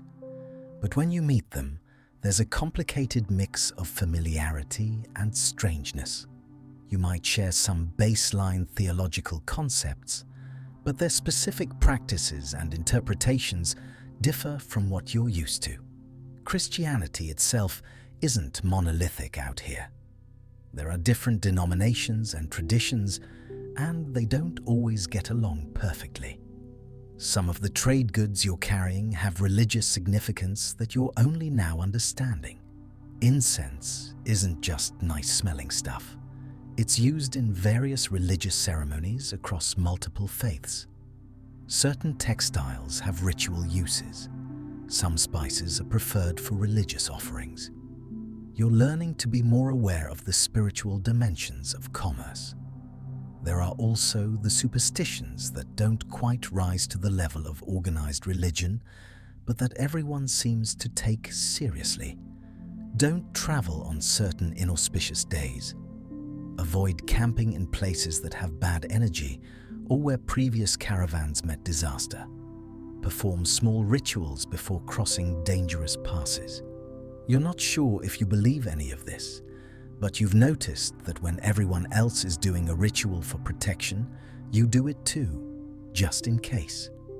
No point in tempting fate.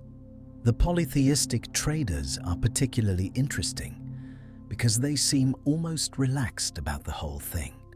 They've got multiple gods for different purposes, and they don't seem bothered by other people having different gods. There's a the more the merrier attitude that seems pragmatic.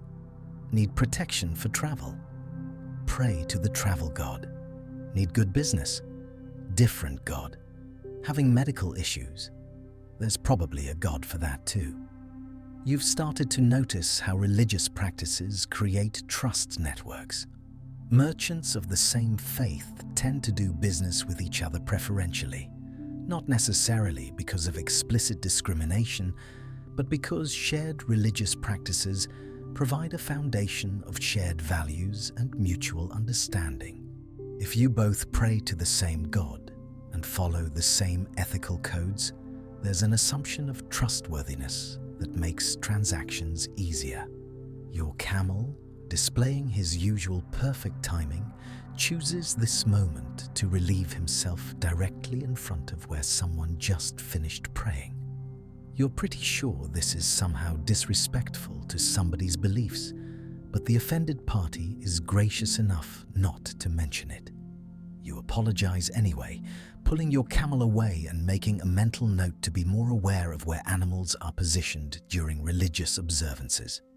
As night falls and various people engage in their evening prayers, rituals, and meditations, you're struck by how strange and wonderful and occasionally confusing this all is. The Silk Road isn't just moving goods. It's moving ideas, beliefs, and entire worldviews.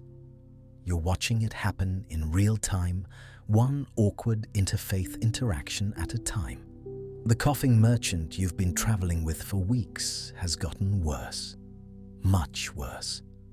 And now everyone in the caravan is trying very hard not to panic while also maintaining maximum distance from him, which in a traveling caravan is basically impossible. He's been coughing for a while now. You remember noticing it back around the second week. But today, he didn't get up when the caravan was preparing to leave. Someone went to check on him and came back with a concerned expression that said everything without words. The merchant is sick, really sick. And out here, in the middle of nowhere, with no doctors and limited medical knowledge, that's basically a death sentence. The caravan leader makes a decision that's practical but brutal. We're leaving him, not immediately abandoning him in the desert. That would be too cruel even by Silk Road standards. But we're leaving him at the next settlement we reach, which should be sometime late tomorrow if we make good time. He can't continue traveling. He's slowing everyone down, and frankly, nobody wants to catch whatever he has. This is the harsh reality of Silk Road travel that the romantic histories tend to gloss over. When someone gets seriously ill, the caravan can't stop. Staying in one place means running out of supplies. Delays mean missing market opportunities or getting caught in bad weather. The collective survival takes precedence over individual welfare. It's brutal calculus, but everyone understands it because everyone accepted this risk when they joined. You've been trying to remember what little you know about medicine, which isn't much. Back home, there were healers who understood herbs and could set broken bones, and maybe had some idea about balancing humors or whatever medical theory was current. Out here, you're working with folk remedies, superstition, and desperate hope. Someone has given the sick merchant an herbal tea that's supposed to help with coughs. Whether it actually does anything or just tastes like hot plant water is unclear. Another person offered a paste made from some kind of tree bark that's meant to reduce fever. There's a lot of debate among the merchants about what treatments might work, with everyone contributing their own cultural medical knowledge, and the result is a confusing mix of contradictory advice. The big fear, unspoken but obvious, is contagion. Nobody knows exactly how diseases spread. There are theories about bad air, about imbalances in the body, about punishment from gods. But everyone knows that sometimes when one person gets sick, others follow. So merchants are suddenly very aware of who's been in close contact with the sick man, who's shared food with him, who's been sleeping nearby. You're mentally reviewing your own interactions with him over the past weeks. You shared tea with him a few times. You helped him adjust his cargo once when his camel was being difficult. Was that enough contact to catch whatever he has? You're monitoring your own body anxiously. Does your throat feel scratchy? Is that a cough starting or just dust irritation? Are you more tired than usual, or is that just normal exhaustion from walking all day? The sick merchant himself seems resigned to his fate. He's too weak to argue about being left behind. And honestly, he probably understands that staying with the caravan while sick isn't helping anyone. There's a terrible loneliness in his eyes that you try not to look at directly, because it makes you feel guilty about your relief that you're not the one who got sick. Medical care in the 8th century is, to put it charitably, not great.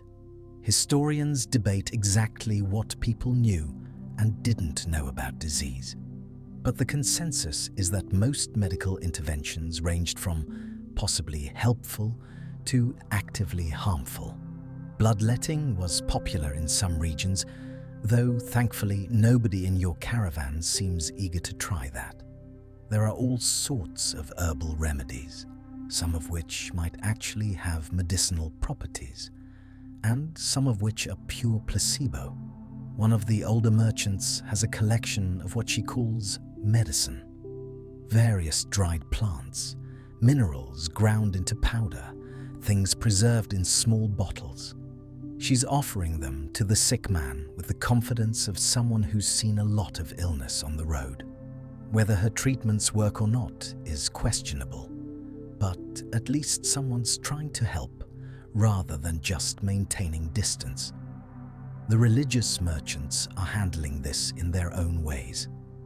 The Buddhist monks are chanting prayers for the sick man's recovery or peaceful passing, whichever comes first. The Muslim trader is praying for him during his regular prayer times. The Zoroastrian merchant made some offering to his sacred flame. Everyone's hedging their bets with divine intervention because practical medical intervention has such limited options. There's also a superstitious element. Some merchants think that illness is a sign of spiritual imbalance or curse, and they're performing various protective rituals to ensure the sickness doesn't spread.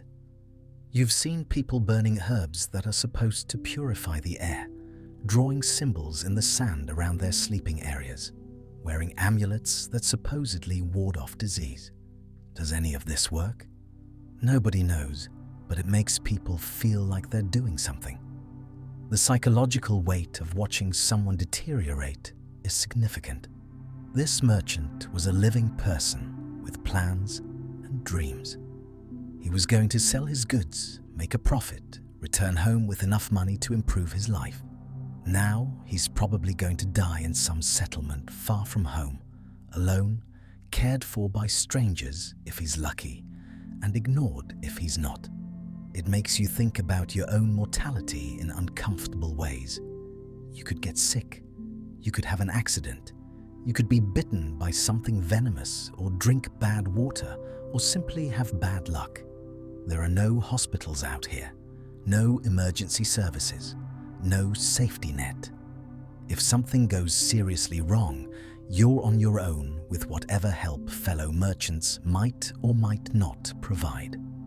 The next day arrives and you reach a small settlement, barely a town, more like a collection of buildings around a well. The sick merchant is handed over to locals with some coins to pay for his care. Whether they'll actually care for him or just take the money and wait for him to die is anyone's guess. The caravan leader says a few words that might be prayers or might just be courtesy, and then everyone is eager to leave, to put distance between themselves and the reminder of their own vulnerability. As you walk away from that settlement, you can't help but look back once. The sick merchant is sitting in the shade of a building, looking small and abandoned. Then you turn forward and keep walking, because that's what everyone does. The Silk Road doesn't stop for individual tragedies. Your camel makes a snorting sound that might be commentary on human fragility, or might just be camel nonsense. You pat his neck, grateful that at least he seems healthy, and try not to think about all the ways this journey could still go wrong. Tonight, everyone camps a little further apart than usual, just in case. After 3 months of travel, 3 entire months of walking, sweating, negotiating, and slowly losing your mind, you've finally arrived at Chang'an, one of the great trading cities at the eastern terminus of the Silk Road. You should be celebrating. Instead, you're standing at the city gates feeling completely overwhelmed and slightly nauseous. Chang'an is massive. You've never seen a city this large, with walls that seem to stretch forever and buildings that rise higher than you thought possible. The population here is probably bigger than your entire home region, and everyone is moving with purpose while you're just standing there like a confused tourist, which is essentially what you are. The first shock is the heat and humidity. You've spent months in the desert where it was hot but dry. Here, the air feels thick and wet, like you're breathing water. Within minutes of entering the city, you're sweating in a new, uncomfortable way. Your body hasn't adjusted yet, and you're already wondering if you're getting sick or if this is just what the climate feels like here. The second shock is the smell. Every city smells, but this is a different category of urban odor. A dense mixture of cooking food, human waste, incense, animals, and something sweet you can't identify. It's not necessarily worse than other places you've been, just different and overwhelming in its intensity. The third shock is that you don't understand anything anyone is saying. You've picked up bits and pieces of multiple languages along the route, but here, the dominant language is completely unfamiliar. The sounds are different, the rhythm is different, and you're suddenly very aware of how lost you are. You've traveled thousands of miles to reach a place where you're functionally illiterate and barely capable of basic communication. You're making your way through the streets toward the foreign merchant quarter. There's apparently a whole section of the city designated for traders from the West, which makes sense given how many foreigners must pass through here. Even finding the quarter is challenging because you can't read the street signs, and when you try to ask for directions, people either don't understand you or give you directions you can't follow. Eventually, you find the area where other Western merchants are congregating. The relief is immediate. You see familiar faces, or at least familiar types of faces. You hear languages you partially understand. There's a caravanserai specifically for foreign traders, and you secure a spot for yourself and your camel, who is looking as unimpressed with Chang'an as he's looked with everything else. The city operates on rhythms and rules you don't understand. There are curfews, Apparently, you can't wander the streets at night without good reason and proper documentation. There are market schedules that differ from what you're used to. There are customs and etiquette rules that you keep violating accidentally, like the time you pointed with your finger at something and received disapproving looks. Apparently, because pointing is rude here. The food is another adjustment. You thought you'd been eating Chinese-influenced dishes along the route, but those were pale approximations of the real thing. The food here involves flavors and textures you've never encountered, sauces that are simultaneously sweet, sour, and spicy, vegetables prepared in ways that transform them into something unrecognizable, meat dishes that use every part of the animal in ways that seem both efficient and slightly disturbing. You're trying to sell your goods, which is why you came here in the first place. But the market dynamics are completely different from what you expected. The merchants here are sophisticated and experienced. They know exactly what your goods are worth, and they're not going to overpay just because you traveled a long distance. That romantic notion you had about arriving with exotic Western goods and making a fortune, the reality is much more sobering. Your cotton is decent quality, but it's not special here. Cotton is available from multiple sources, and you're competing with merchants who have better connections and more experience. The spices you brought are okay, but again, not unique enough to command premium prices. You're realizing that your profit margins are going to be much smaller than you fantasized about during those long desert nights. The negotiation process is formal and complex. There are protocols about how to approach potential buyers, how to display goods, how to negotiate without giving offense. You're fumbling through it, making mistakes, occasionally being helped by more experienced Western merchants who take pity on you, and slowly making sales that are profitable but not spectacular. The city's sophistication is humbling. The architecture is more advanced than anything you've seen. The engineering, the water systems, the roads, the public buildings represents a level of organization and planning that makes your home city look primitive.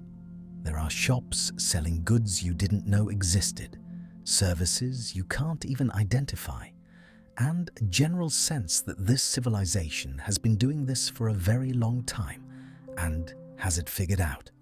The bureaucracy is intense. You need permits for everything. Permits to trade, permits to stay, permits to move goods in and out of certain areas. The officials here make the checkpoint bureaucrats look amateur. Everything is documented in characters you can't read, stamped with seals you don't understand, and subject to rules that seem designed to confuse foreigners. The social hierarchy is also obvious in ways that make you uncomfortable. There are clear class distinctions, and as a foreign merchant, you're definitely not at the top. Local nobles and officials expect deference, and you're learning to bow appropriately and show respect even when you're not sure why. The etiquette is complex. Who you can make eye contact with, how you address people of different ranks, when you can speak and when you should stay silent. You've been invited to a few social gatherings with other Western merchants, and these are your lifeline to sanity. Everyone shares stories about cultural misunderstandings, complains about the difficulties of doing business here, and trades information about which local merchants are trustworthy and which ones to avoid. There's a camaraderie born of shared foreignness. The weather continues to be miserable. It rains here, which is simultaneously wonderful, water falling from the sky, and annoying, because you're not used to it and don't have appropriate clothing. You get soaked, your goods get damp, and you spend a lot of energy trying to keep everything dry and protected. You've been here for 2 weeks now, and and you're starting to adapt, but it's slow. You've learned a few essential phrases in the local language, mostly numbers, greetings, and how to say, "I don't understand." You've figured out which foods you can tolerate and which ones make you sick. You've mapped out the basic geography of the merchant quarter so you can navigate without getting completely lost. The ultimate question hanging over everything: was this worth it? You've traveled for months, spent a fortune on various fees and bribes, endured countless hardships, and now you're here, selling your goods for prices that are okay but not amazing. You're going to make a profit, probably, but it's not the life-changing wealth you imagined. And then there's the return journey. You still have to get home, which means doing everything you just did, but in reverse, carrying different goods back west. The thought is exhausting. Some merchants are already talking about when they'll leave, planning their routes, buying goods to transport back. You're not ready to think about that yet. Your camel is in a stable in the merchant quarter, probably judging you for bringing him all this way.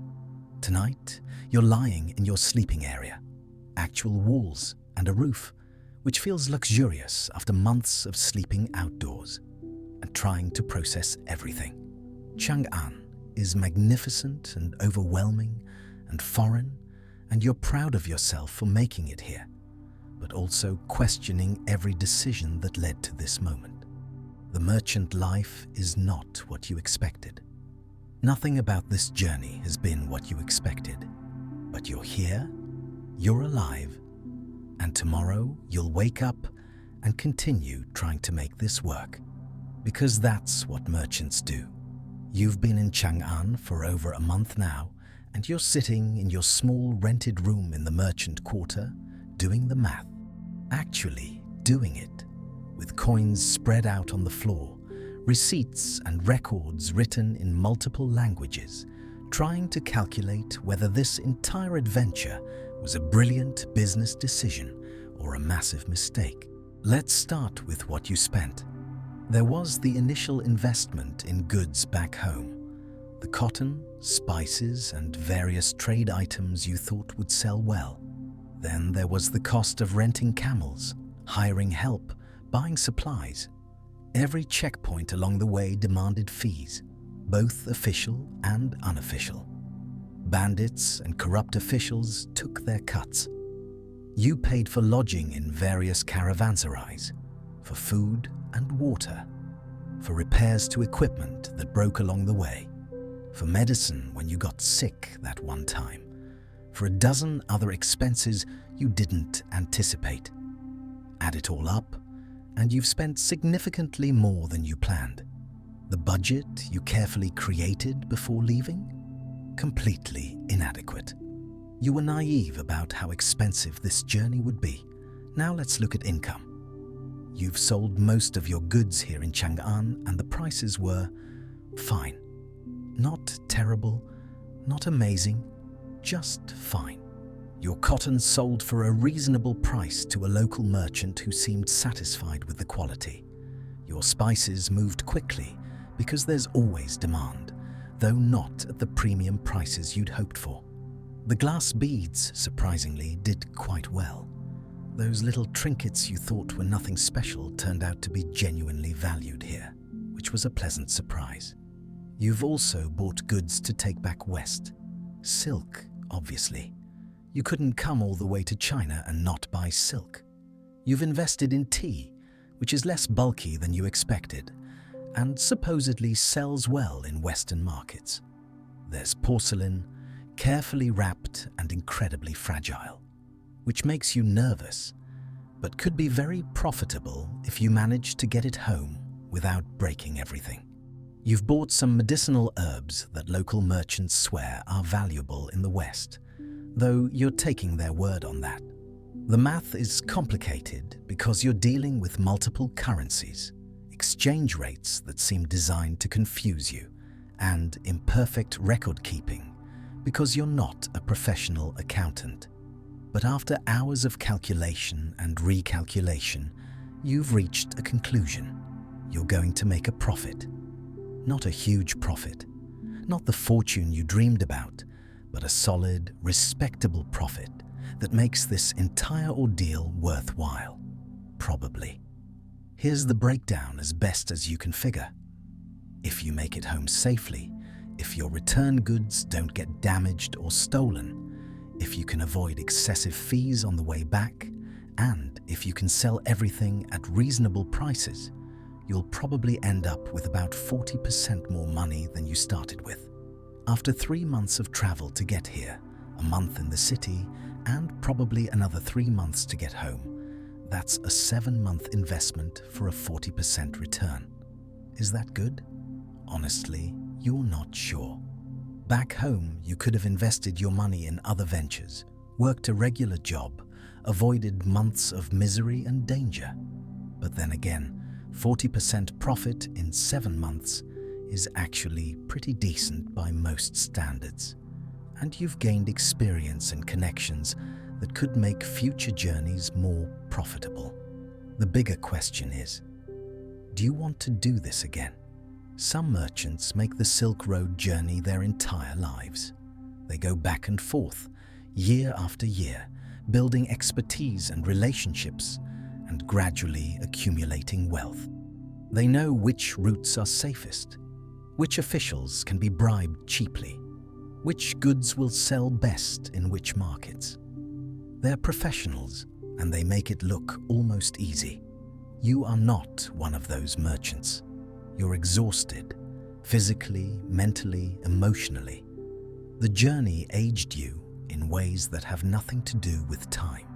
You've lost weight, developed health problems you didn't have before, and acquired a deeply intimate relationship with discomfort. Your camel, who you've been traveling with for months now, still doesn't like you, which feels like a metaphor for something. But here's the thing. You did it. You actually did it.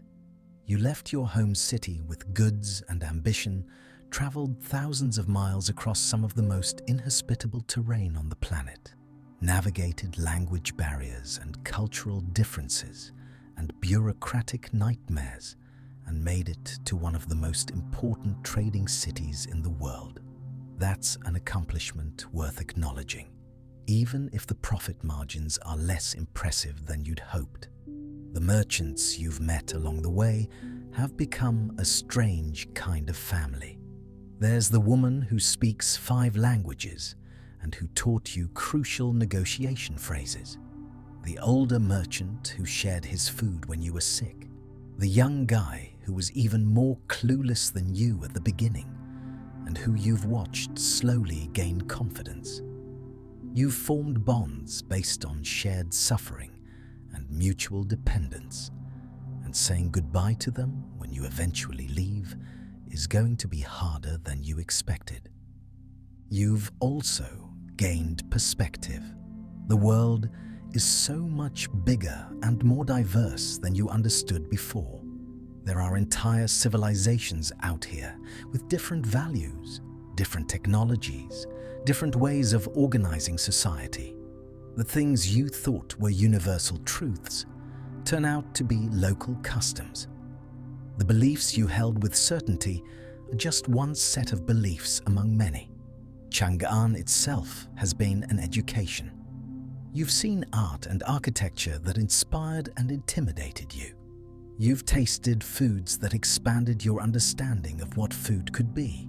You've witnessed engineering and urban planning that showed you what human civilization is capable of. It's been humbling and thrilling in equal measure. The practical question now is logistics. You need to finalize your purchases, arrange for goods to be properly packed, find a caravan heading west that you can join, and prepare yourself mentally for the return journey. The idea of walking back across that desert, facing those checkpoints again, dealing with all those challenges in reverse, is daunting, but also strangely less terrifying than the journey here was. You know what to expect now. You've done this before. Your camel will be coming with you. The rental agreement included the return journey, and besides, you've gotten used to his judgmental stares and occasional stubbornness. He's a known quantity now, which is oddly comforting. You've written a letter home, which you're sending with a caravan that's leaving before yours. The postal systems along the Silk Road are surprisingly reliable. Merchants carry letters for each other as a courtesy, and there are professional message carriers who make their living moving information along trade routes. Your letter is optimistic and vague about difficulties because you don't want your family to worry, and because some experiences are hard to explain to people who haven't lived them. So, was it worth it? You're sitting here with your calculations, your goods, your memories of hardship and small triumphs. And the answer is complicated. Financially, yes, probably, assuming the return journey goes reasonably well. Personally, you've grown in ways you didn't expect, learned things you didn't know you needed to learn, and tested yourself against genuine challenges. You're proud of what you've accomplished, even while acknowledging that you never want to eat dried meat again as long as you live. The Silk Road is exactly what everyone told you it would be. Dangerous, uncomfortable, occasionally thrilling, mostly tedious, and potentially profitable. It's a route that connects civilizations and changes lives, and makes you deeply appreciate basic comforts like clean water and sleeping in a real bed. Tomorrow, you'll finalize your preparations. The day after that, you'll join a westbound caravan. And in a few months, if everything goes well, you'll be home with goods to sell, stories to tell, and a decision to make about whether you'll ever do this again. But tonight, you're just a merchant sitting on a floor in Chang'an, counting coins and wondering what adventures or misadventures the return journey will bring. And with that, the story of your Silk Road journey comes full circle. You came seeking profit and found so much more: hardship, perspective, connections, and a deeper understanding of just how big and complicated the world really is. The silk and porcelain carefully packed for your return are just physical goods, but the real cargo you're carrying back is experience. The caravan will leave soon, the desert awaits again, and your camel is already looking unimpressed with the whole situation. Such is the life of a Silk Road merchant, forever caught between the comfort of home and the pull of distant markets, between profit calculations and the strange allure of the journey itself.